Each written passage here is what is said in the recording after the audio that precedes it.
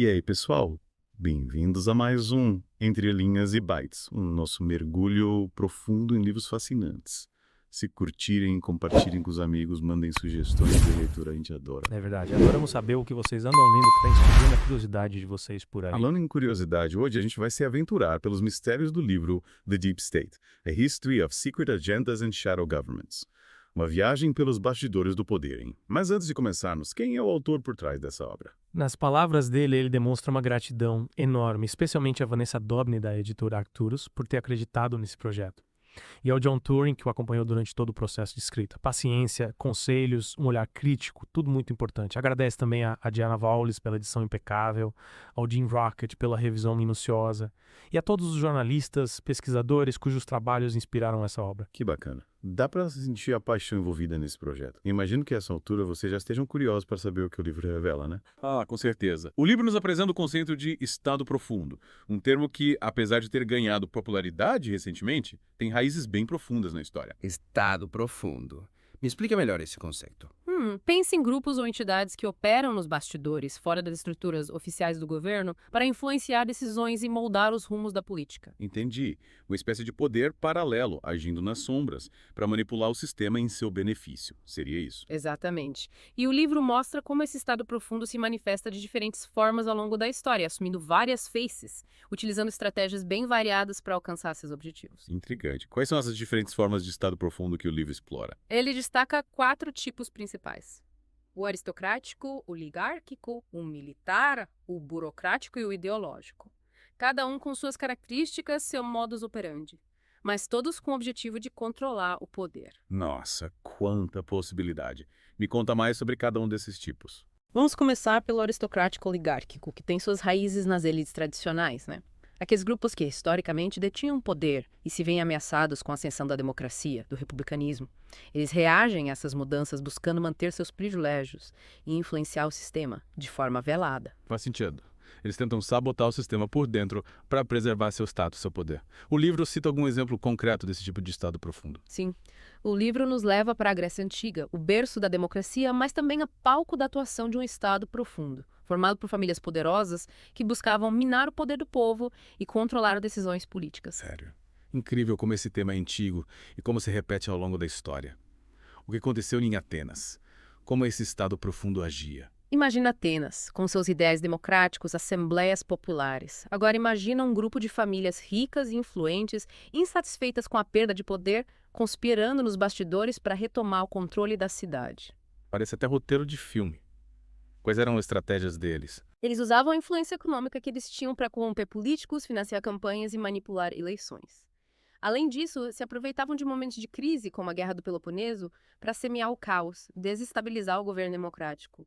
Criar aquele clima de medo e insegurança, sabe? Para justificar a tomada de poder por uma elite iluminada. Que jogo sujo. Usando a própria democracia contra ela mesma. Ah!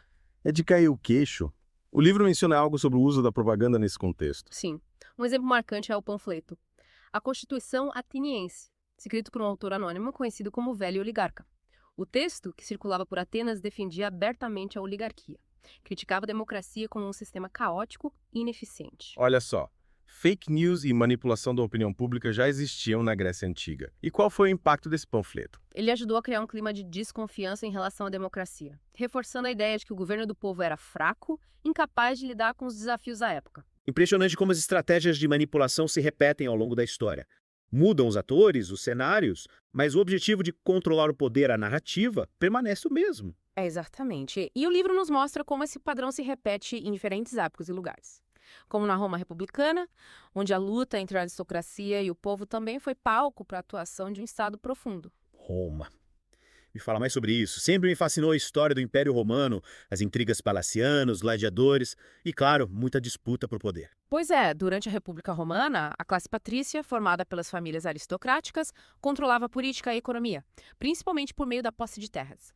Se viam como guardiões da tradição, da ordem. Resistiam à ascensão da plebe e a classe popular que lutava por seus direitos por uma maior participação política. A concentração de terras nas mãos de poucos sempre foi um problema.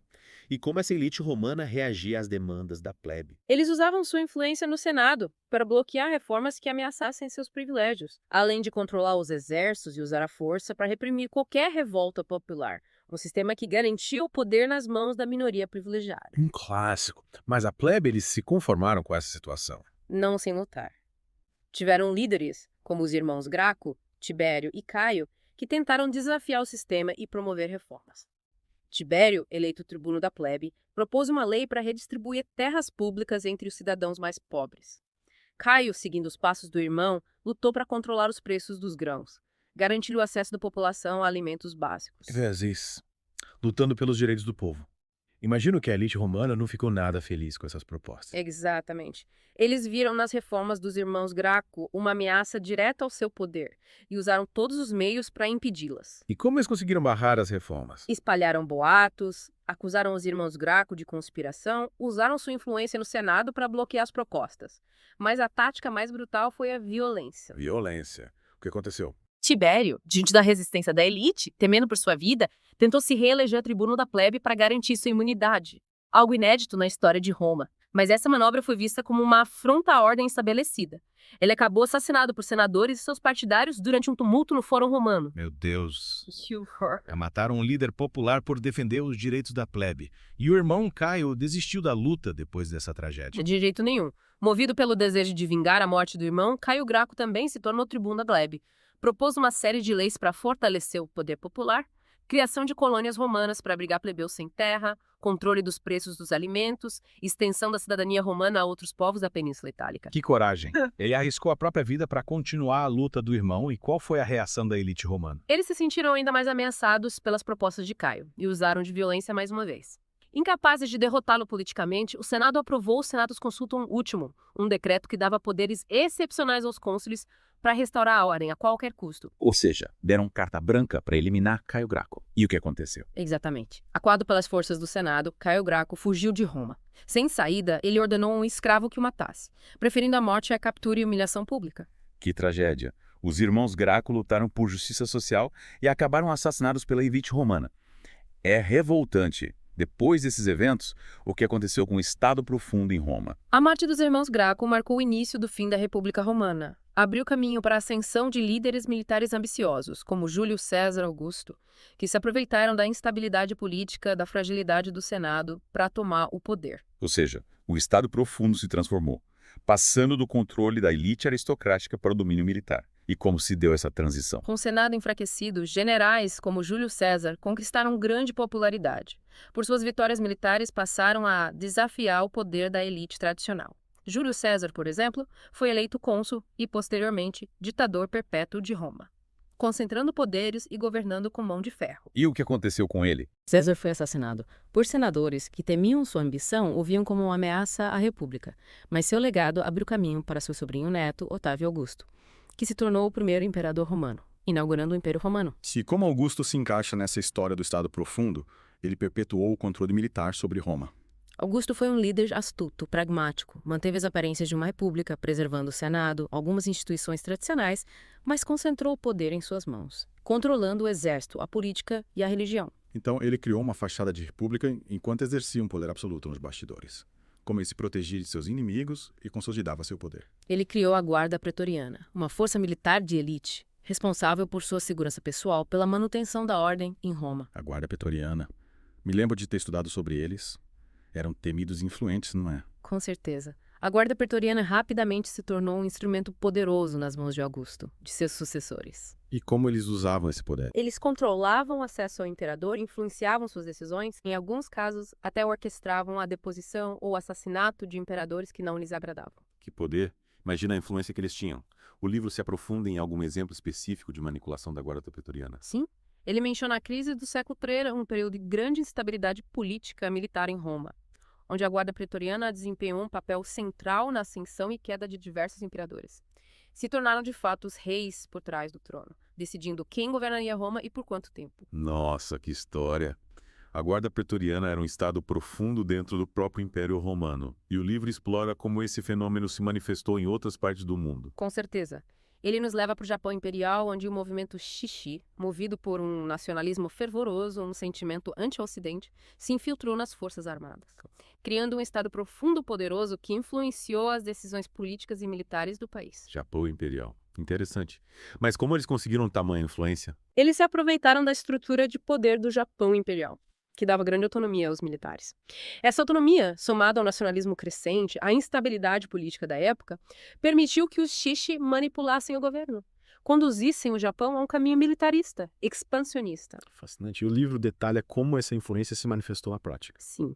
Ele menciona a adoção do conceito prussiano de comando de volta pelo exército japonês, que dava aos militares o controle total sobre as operações militares, sem interferência do governo civil. Comando Gevolt, nunca tinha ouvido falar. O que significa? Em termos simples, comando Jobol significa poder de comando. No contexto do exército prussiano, esse conceito garantia aos militares autonomia para planejar e executar operações militares sem a necessidade de aprovação do governo civil. Entendi. Era como se o exército tivesse um poder independente, acima do governo. E como isso impactou o Estado profundo no Japão. Ao adotar o comando de volta, o exército japonês se tornou um Estado dentro do Estado, com poder para agir livremente e influenciar as decisões políticas de acordo com seus interesses. Que perigo! O livro mostra como essa influência militar moldou os rumos do Japão. Sim, o livro detalha como o Estado Profundo Militar japonês conduziu o país a uma série de guerras expansionistas na Ásia, culminando na Segunda Guerra Mundial. Eles justificavam suas ações com a necessidade de defender o Japão de ameaças externas, garantir a sua supremacia na região. Que loucura! E além do Japão, o livro explora outros exemplos de estados profundos pelo mundo. Sim, ele nos leva para o Império Otomano, onde um grupo de reformistas, conhecidos como os Jovens Otomanos, se organizou como um Estado profundo, para pressionar por mudanças liberais, modernizar o Império. Jovens Otomanos. Que nome interessante. Qual é o objetivo deles? Eles criticavam o autoritarismo do sultão Abdulaziz, defendiam reformas políticas e sociais para modernizar o Império Otomano, torná-lo mais competitivo. Eles se inspiravam em ideias liberais, nacionalistas, que circulavam pela Europa. Interessante. Um grupo de jovens buscando modernizar o Império Milenar.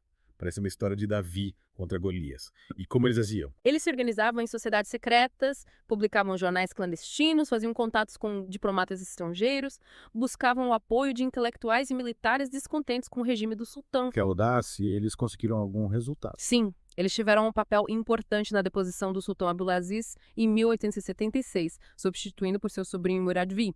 Mas, infelizmente, as reformas que eles almejavam não se concretizaram. Por que não? O que deu errado? Murad V, que sofria de problemas de saúde mental, foi deposto poucos meses depois, substituído por seu irmão Abdulhamid Sato, um líder autoritário que reverteu muitas das reformas liberais, reprimiu os jovens otomanos. Que pena. Parece que a luta por mudança nem sempre é fácil. Mas o Estado profundo desapareceu com a queda dos jovens otomanos. Não exatamente.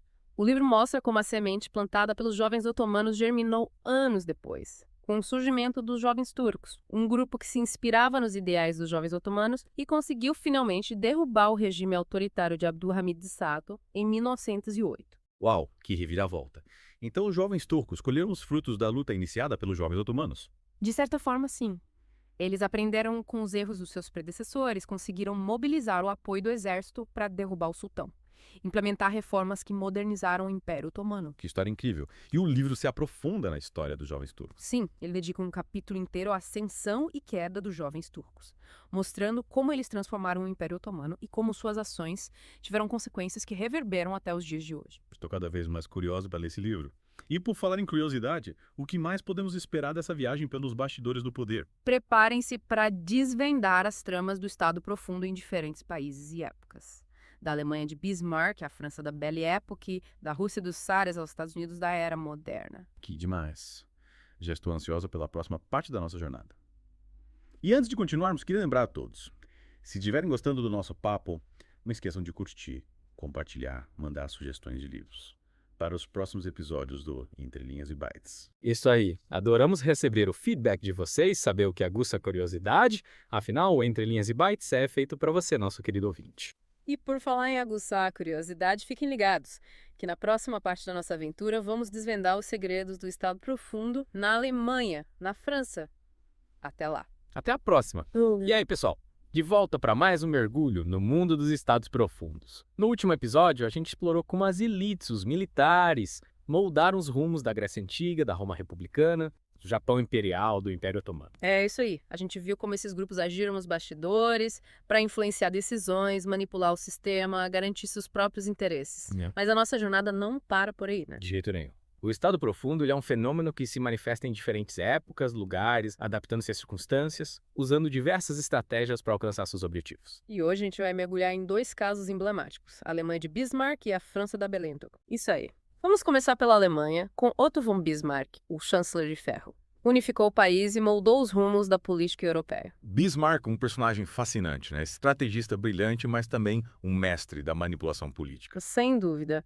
O livro mostra como Bismarck usou o conceito de Estado profundo para consolidar seu poder e controlar a Alemanha. E como ele fez isso? Qual era a estratégia? Bismarck era mestre em criar inimigos internos, para unir a nação contra uma ameaça em comum.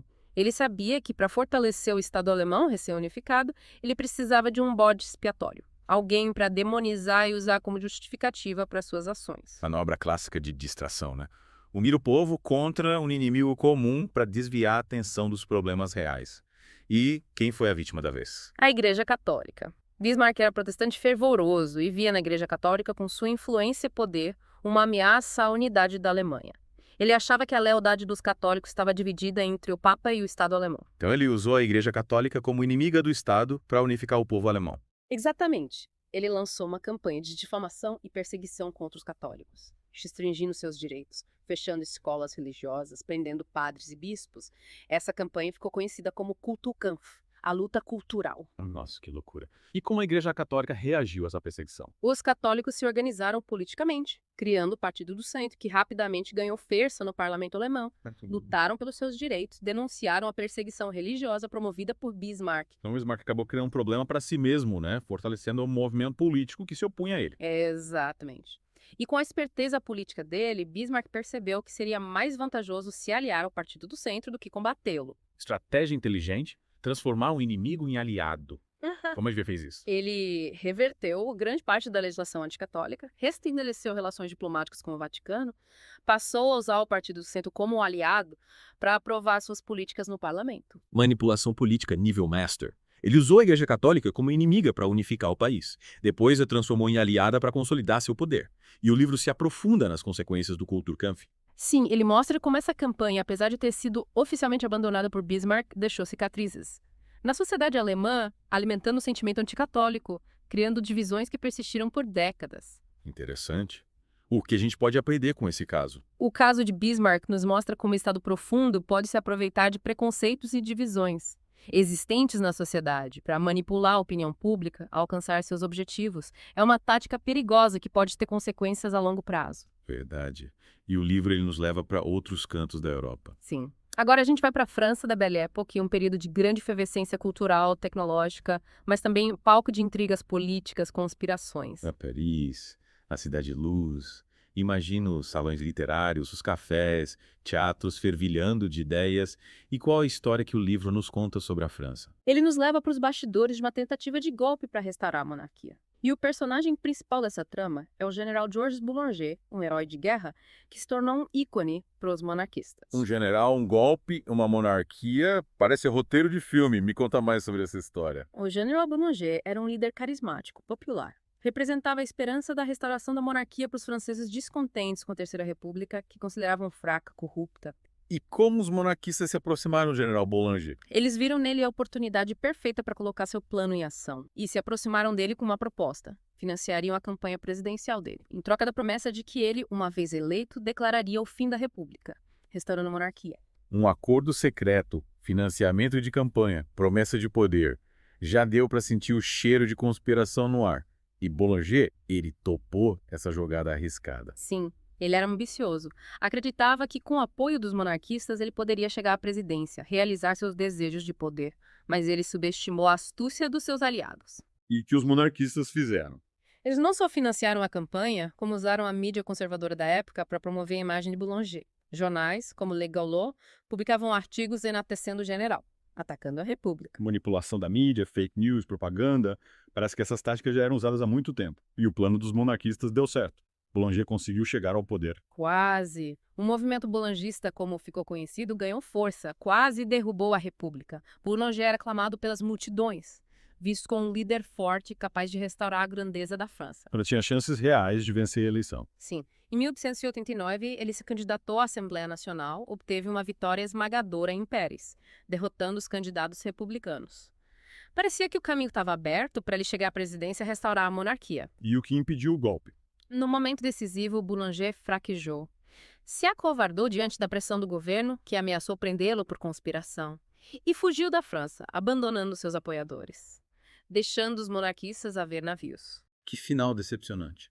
Boulanger era um líder popular, mas no fundo não tinha coragem das suas ideias. Exatamente. O caso de Boulanger nos mostra como o Estado profundo. Apesar da sua influência, poder pode ser frágil, dependente de líderes dispostos a arriscar tudo para alcançar seus objetivos. E o que aconteceu com os monarquistas? Eles se dispersaram, desiludidos com a fraqueza de Boulanger, o movimento boulangista perdeu força, a Terceira República se fortaleceu. O general Boulanger, qual foi o destino dele? Ele viveu exilado na Bélgica. Morreu em 1891, cometendo suicídio no túmulo da sua amante. Uma morte trágica que marcou o fim de um sonho de poder. Que história.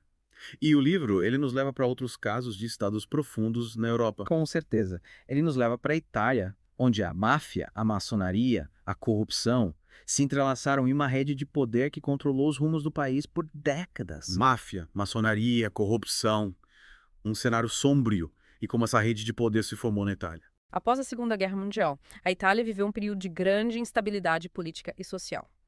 A máfia, que já era uma força poderosa no sul do país, se aproveitou da fragilidade para expandir sua influência, se infiltrando no governo, nas empresas, nos sindicatos. E como a maçonaria se encaixa nesse esquema? Algumas lojas maçônicas, desviando-se de seus princípios originais de fraternidade e filantropia, se tornaram focos de corrupção, atraindo políticos, empresários, mafiosos que buscavam vantagens, proteção. E como essa rede de poder atuava na prática? Eles manipulavam licitações, desviavam verbas públicas, lavavam dinheiro, intimidavam opositores, silenciavam jornalistas.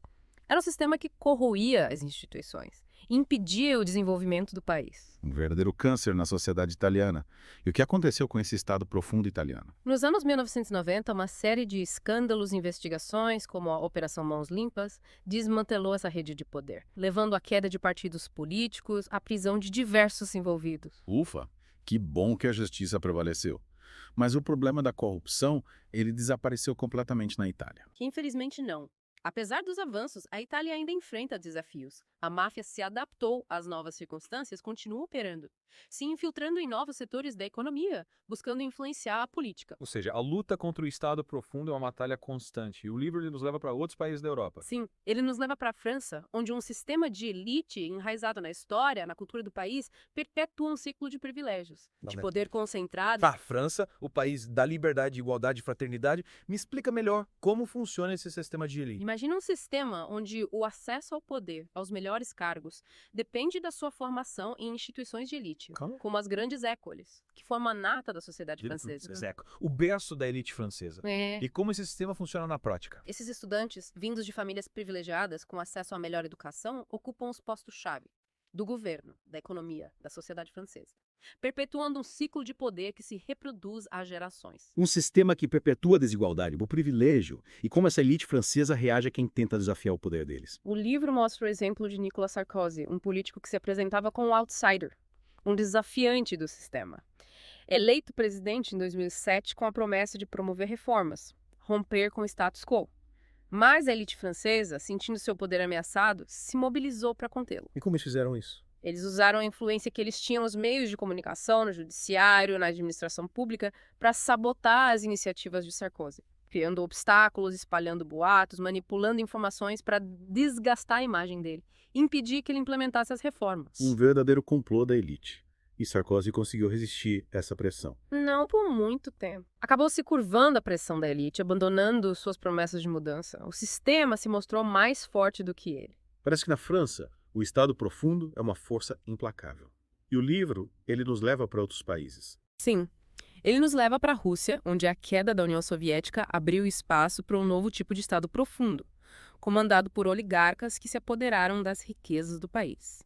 A Rússia, palco de grandes transformações, e como esses oligarcas conseguiram tanto poder. Eles se aproveitaram da fragilidade do Estado russo no período pós-soviético. Com o governo enfraquecido, a economia em colapso, eles usaram sua influência para adquirir empresas estatais, a preços irrisórios, acumulando fortunas, construindo impérios. Um verdadeiro saque. das riquezas da Rússia. E quem são esses oligarcas? Eles têm alguma ligação com o governo? Alguns deles eram ex-agentes da KGB, a poderosa agência de inteligência da União Soviética, usaram seus contatos, seus conhecimentos para se infiltrar no novo sistema, garantir vantagens.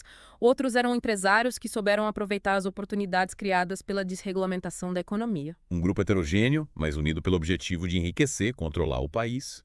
E o que aconteceu com esse estado profundo oligárquico? Ele encontrou um líder forte em Vladimir Putin, um ex-agente da KGB, que assumiu o poder no final da década de 1990. Putin impôs sua autoridade sobre os oligarcas, controlando seus negócios, limitando sua influência política. Putin é um czar da Rússia. E qual foi a relação dele com o Estado Profundo? Ele usou o Estado Profundo para os seus próprios fins. Cooptando alguns oligarcas, neutralizando outros, ele criou um sistema onde a lealdade a ele era recompensada com poder, riqueza, e a oposição era punida com severidade. Um sistema autoritário, onde o poder emana do topo. E o livro ele fala sobre outros países. Sim. Ele nos leva para a Alemanha, onde a sombra do nazismo ainda assombra o país, mesmo décadas após o fim da Segunda Guerra Mundial. O livro mostra como ex-nazistas se infiltraram no sistema judicial alemão, garantindo impunidade para si próprios e impedindo que as vítimas do regime nazista obtivessem justiça. A Alemanha, um país que tenta se reconciliar com seu passado sombrio. E como esses ex-nazistas conseguiram se manter em posições de poder? Eles se aproveitaram do caos do pós-guerra, quando a Alemanha estava reconstruindo suas instituições e muitos criminosos de guerra conseguiram escapar da justiça. Se infiltraram no sistema judicial, ocupando cargos importantes e protegendo uns aos outros. Uma rede de cumplicidade, silenciamento. E o que aconteceu com esse estado profundo nazista? Ele se manteve ativo por décadas, obstruindo investigações, encobrindo crimes, silenciando vítimas. Somente nos últimos anos, com a abertura de arquivos, a intensificação das investigações, a Alemanha começou a confrontar esse passado sombrio. Um processo lento e doloroso de justiça. E o livro ele fala sobre outros países. Sim. Ele nos leva para o Reino Unido, onde a elite, formada em instituições como Oxford, Cambridge, controla os principais setores do país, perpetuando um sistema de privilégios, poder concentrado. O Reino Unido, um país com uma longa tradição de elitismo. E como essa elite se mantém no poder? Através de uma rede de contatos, influência, favores. E se estende por todas as esferas da sociedade britânica.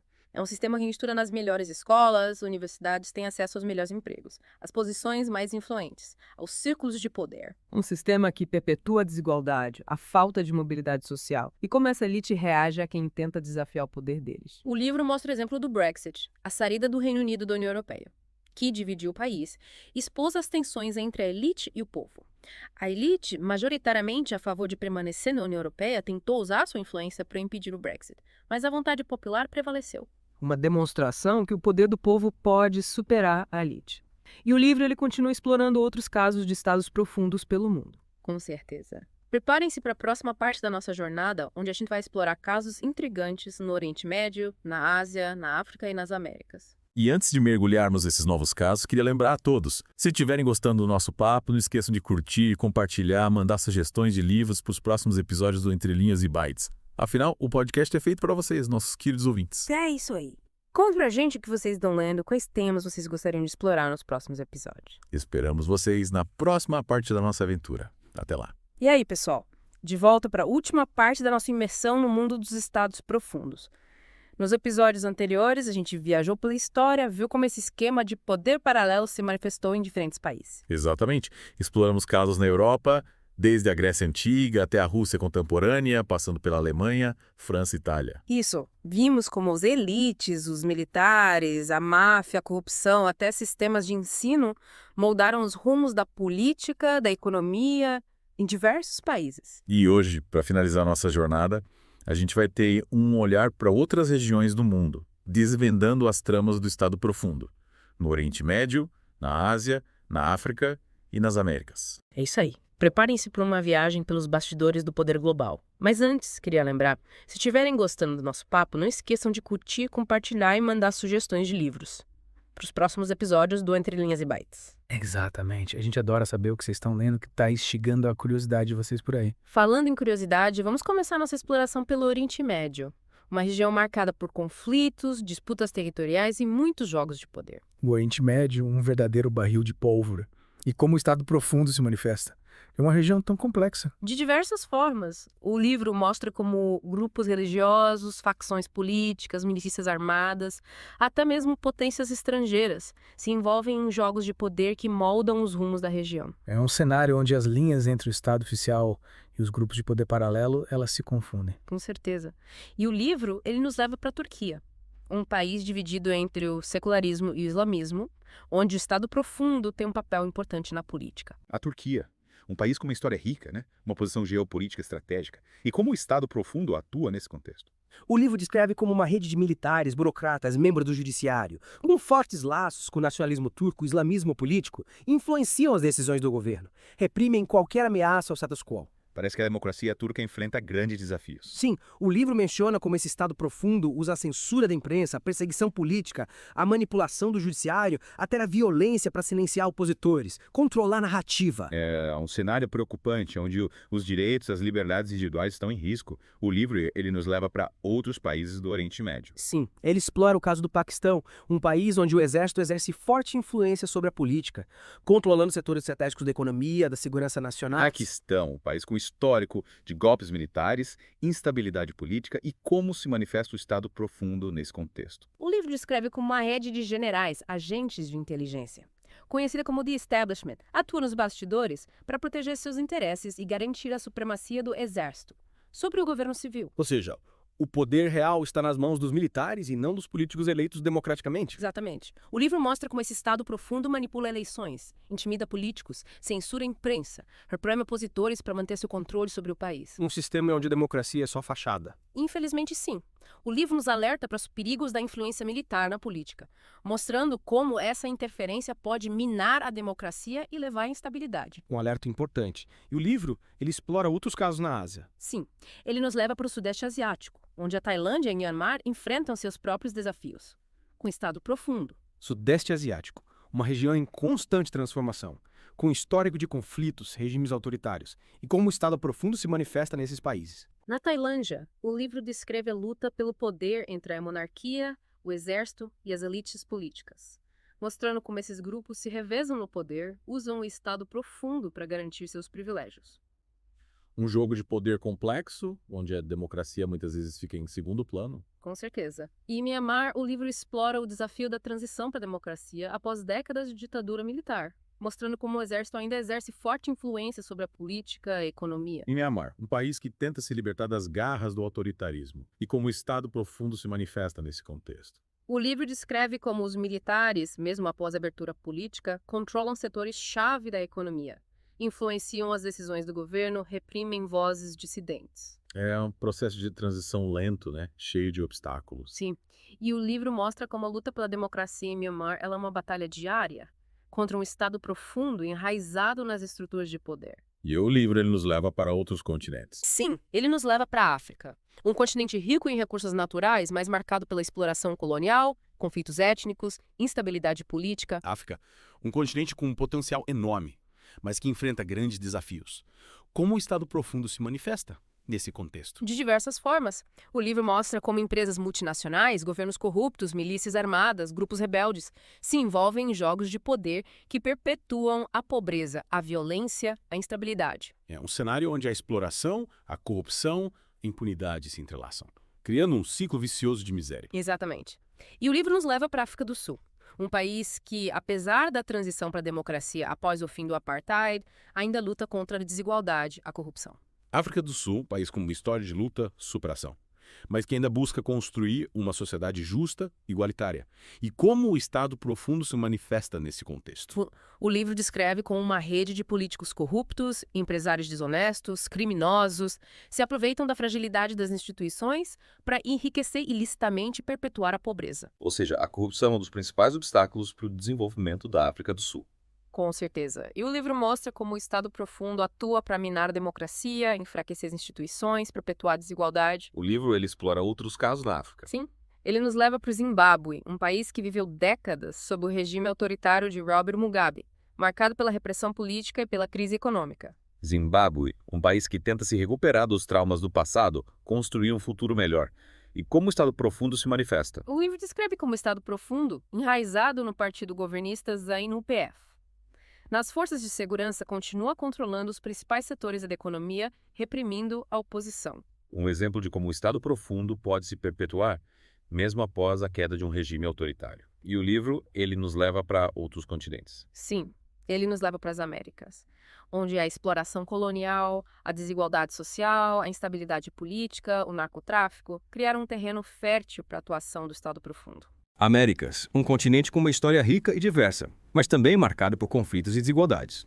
Como o Estado profundo se manifesta. De diversas formas. O livro nos leva para Guatemala, onde empresas multinacionais, como a United Fruit Company, se aliaram a governos corruptos, a grupos paramilitares, para explorar os recursos naturais, reprimir movimentos sociais. A United Fruit Company, um símbolo do imperialismo americano na América Latina. Exatamente. E o livro mostra como essa empresa usou sua influência política e econômica para controlar a produção de bananas, explorar os trabalhadores guatemaltecos, moldar as políticas do país de acordo com seus interesses. Um exemplo clássico de como o Estado profundo pode se beneficiar da exploração de países mais pobres. Com certeza. E o livro nos leva para o Chile, onde o governo socialista de Salvador Allende, eleito democraticamente em 1970, foi derrubado por um golpe militar em 1973.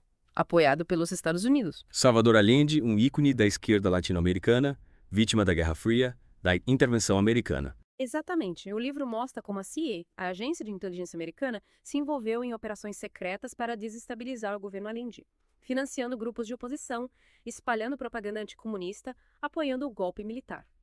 Um exemplo de como o Estado profundo americano atua globalmente para defender seus interesses, mesmo que isso signifique interferir na soberania de outros países, apoiar regimes autoritários. Com certeza. O livro nos leva para a Colômbia, um país assolado pelo narcotráfico, onde os cartéis de drogas controlam vastas áreas do território, desafiam o poder do Estado. Colômbia, um país que luta há décadas contra o flagelo das drogas, com alto custo em vidas humanas e instabilidade social. Como o Estado profundo se manifesta nesse contexto? O livro descreve como uma rede complexa de atores, que inclui traficantes, paramilitares, políticos corruptos, empresários desonestos. Atua para proteger o narcotráfico, enriquecer ilicitamente, perpetuar a violência. Um cenário onde o crime organizado se infiltra nas instituições, corrompe o sistema, desafia o Estado de Direito. Exatamente. E o livro mostra como o Estado profundo colombiano se beneficia do narcotráfico, garantindo impunidade para os criminosos, obstruindo a justiça, perpetuando a violência. O livro ele explora outros casos nas Américas. Sim, ele nos leva para o México, outro país que enfrenta o desafio do narcotráfico, onde a violência, a corrupção e a impunidade se entrelaçam em um nó difícil de desatar. México, um país com uma cultura rica, um povo vibrante, mas que sofre com a violência, a insegurança gerada pelo narcotráfico, e como o Estado profundo se manifesta. O livro descreve como uma rede de políticos, policiais e militares corruptos colaboram com os cartéis de drogas, protegendo seus negócios, garantindo sua impunidade e perpetuando a violência. É um cenário onde o Estado, em vez de combater o crime organizado, se torna cúmplice, enfraquecendo a democracia, colocando em risco a segurança da população. Exatamente. E o livro nos alerta para os perigos do narcotráfico, mostrando como ele corrompe as instituições, financia a violência, mina a democracia. É o alerta importante para todos nós. O livro ele explora o Estado profundo em outras regiões do mundo. Sim. Ele finaliza sua jornada pelos bastidores do poder com um olhar crítico para os Estados Unidos, a maior potência global, onde o poder corporativo, os lobbies, os grupos de interesse exercem forte influência sobre a política. Estados Unidos, a terra da liberdade, da democracia, mas também palco de grandes desigualdades, de um sistema político dominado pelo dinheiro. Exatamente. O livro mostra como o Estado profundo americano ele se manifesta através de uma rede complexa de atores, que inclui grandes empresas, bancos, lobbies, grupos de mídia, think tanks, organizações não governamentais. Ou seja, o poder real nos Estados Unidos está nas mãos de uma elite econômica, política, que atua nos bastidores para defender seus interesses, mesmo que isso signifique prejudicar a maioria da população. Com certeza. O livro mostra como essa elite usa sua riqueza e influência para financiar campanhas políticas, pressionar legisladores, manipular a opinião pública, moldar as políticas públicas de acordo com seus próprios interesses. Um sistema onde a democracia está à venda, para quem pagar mais, e onde os interesses da maioria são sacrificados em benefício de uma minoria privilegiada. Exatamente. E o livro nos convida a refletir sobre os desafios da democracia na era do capitalismo globalizado, onde o poder econômico se sobrepõe ao poder político. E os cidadãos, eles se veem cada vez mais distantes dos centros de decisão. É uma reflexão importante para todos nós, que vivemos num mundo cada vez mais complexo e interconectado, onde as decisões tomadas em um país elas podem ter impactos globais. E o livro, ele nos deixa alguma mensagem de esperança. Sim, ele nos lembra que, apesar do poder do Estado profundo, a luta por um mundo mais justo, democrático continua. A informação, a educação, o engajamento político e a solidariedade são armas poderosas, que a gente pode usar para combater a corrupção, a desigualdade, a injustiça. Uma mensagem inspiradora para a gente encerrar a nossa jornada pelos bastidores do poder. E aí, o que acharam da nossa viagem? Espero que tenham gostado de desvendar os segredos do Estado profundo. Lembrem-se, a informação é a nossa melhor arma. Continuem pesquisando, questionando, se engajando na luta por um mundo melhor. É isso aí. E não esqueçam de curtir, compartilhar e mandar sugestões de livros pro Entre Linhas e Bytes. Até a próxima e fiquem atentos aos tentáculos do Estado profundo. Até lá. E que a força seja com vocês.